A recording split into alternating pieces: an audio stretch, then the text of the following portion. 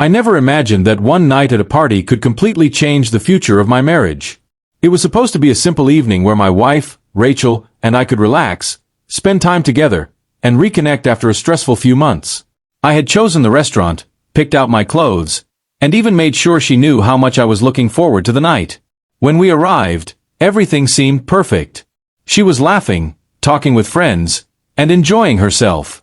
For a while, I forgot about the distance that had slowly grown between us. But as the night continued, I noticed something strange. Rachel kept checking her phone, stepping away to take calls, and spending more time talking to a man I had never met before. At first, I tried to ignore it. I didn't want to be the jealous husband who assumed the worst. But then, near the end of the party, I watched her walk outside with him. I waited, thinking she would come back and explain. She never did. Instead, she left with him and disappeared into the night.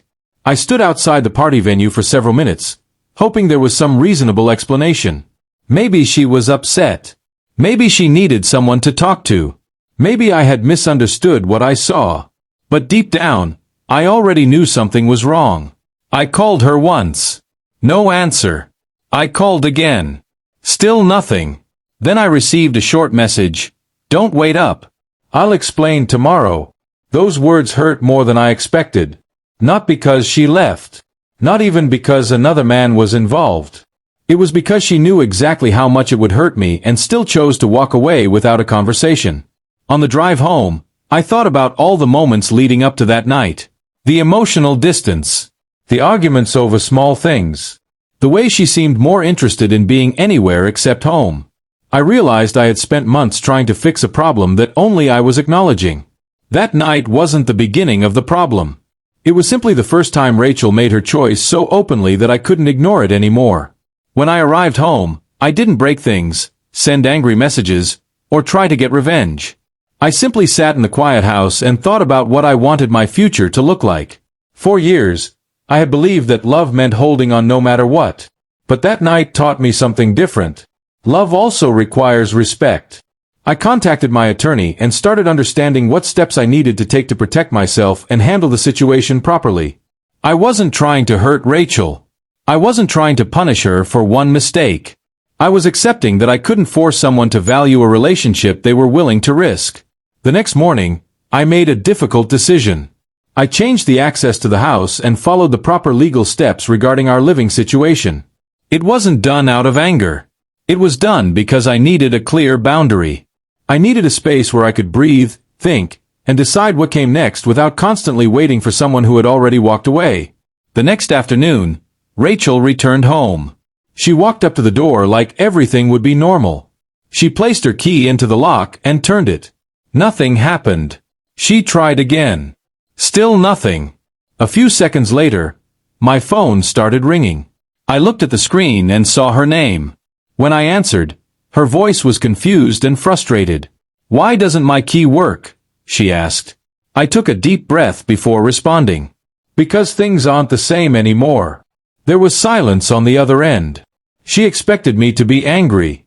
She expected a fight. She expected me to demand answers. Instead, she heard calmness. I explained that leaving with another man without even having a conversation showed me exactly where I stood in her priorities. She immediately started explaining, saying it wasn't what I thought and that she wanted to talk. I listened, but I didn't forget what happened. The hardest thing for Rachel wasn't the locked door. It was realizing that while she was making a decision to leave, I was making a decision to stop waiting.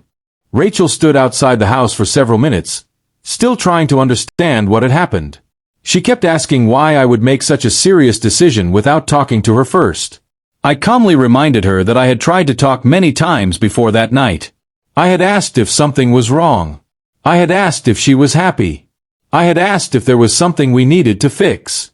Every time, she told me everything was fine. But her actions that night told a completely different story.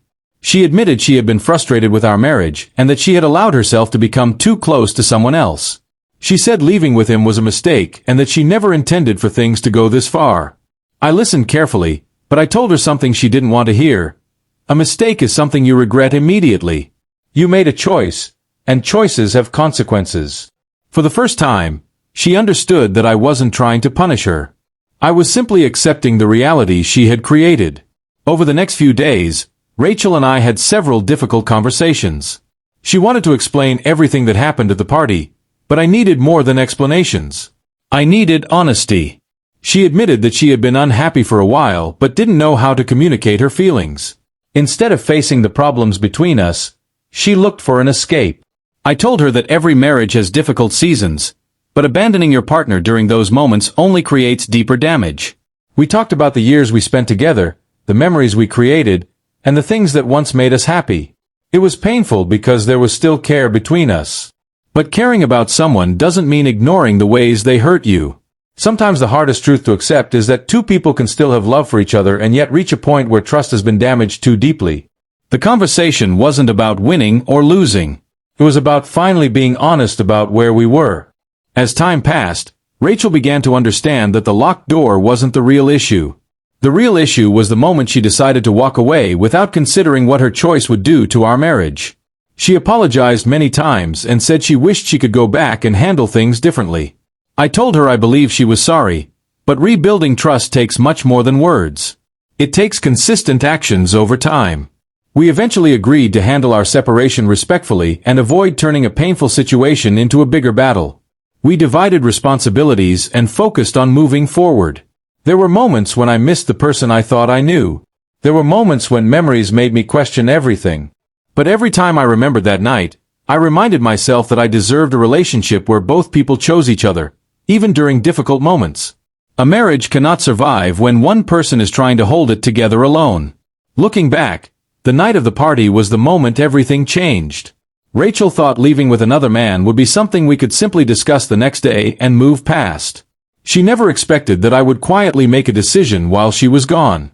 The key that no longer worked wasn't about a lock on a door.